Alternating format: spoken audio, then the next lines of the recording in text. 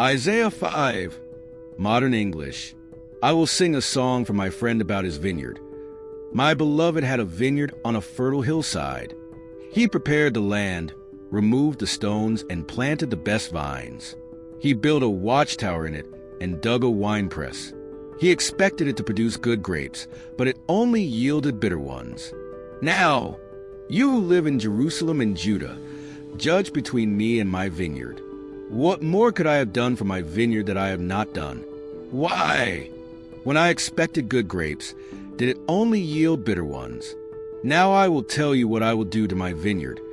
I will tear down its hedge, and it will be destroyed. I will break down its wall, and it will be trampled. I will make it a wasteland. It will not be pruned or cultivated, and briars and thorns will grow there. I will command the clouds not to rain on it. The vineyard of the Lord Almighty is the people of Israel, and the men of Judah are the garden he delighted in. He looked for justice but saw bloodshed. He looked for righteousness but heard cries of distress. Woe to those who join house to house and add field to field until there is no room left, and you are left alone in the land. The Lord Almighty has told me, many houses will become desolate, even large and beautiful ones will be left empty. A 10-acre vineyard will produce only a small amount of wine, and a measure of seed will yield only a fraction of grain. Woe to those who rise early to run after strong drink and stay up late at night until they are inflamed with wine. They have harps and lyres at their banquets, tambourines, flutes, and wine, but they do not care about the deeds of the Lord, nor consider the work of his hands. Therefore, my people will go into exile for lack of understanding. The nobles will starve, and the common people will die of thirst.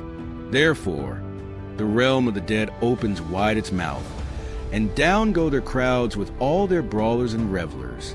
So people will be brought low, and everyone humbled. The eyes of the arrogant will be humbled.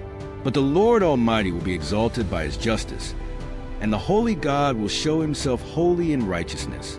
Yet lambs will graze as in their own pastures, and strangers will eat among the ruins of the rich. Woe to those who draw sin along with cords of deceit, and wickedness as with cart ropes, who say, let God hurry, let him do his work so we may see it. Let the plan of the Holy One of Israel happen, so we may know it. Woe to those who call evil good and good evil, who put darkness for light and light for darkness, who put bitter for sweet and sweet for bitter. Woe to those who are wise in their own eyes and clever in their own sight. Woe to those who are heroes at drinking wine and champions at mixing drinks, who acquit the guilty for a bribe but deny justice to the innocent.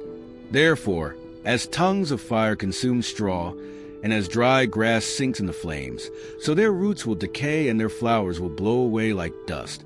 For they have rejected the law of the Lord Almighty, and despised the word of the Holy One of Israel. Therefore, the Lord's anger burns against his people. His hand is raised, and he strikes them down. The mountains shake, and dead bodies lie like refuse in the streets. Yet for all this, his anger is not turned away. His hand is still upraised. He lifts up a banner for distant nations. He whistles for those at the ends of the earth, and here they come swiftly and speedily. None of them grows tired or stumbles. No one slumbers or sleeps. Their belts are fastened, and their sandals are secure. Their arrows are sharp, and all their bows are strung. Their horses' hooves seem like flint, and their chariot wheels like a whirlwind. Their roar is like that of a lion.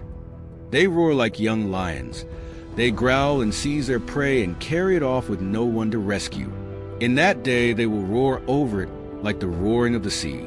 And if one looks at the land, there is only darkness and distress. Even the light is darkened by clouds. Subscribe to the channel. Have a blessed life.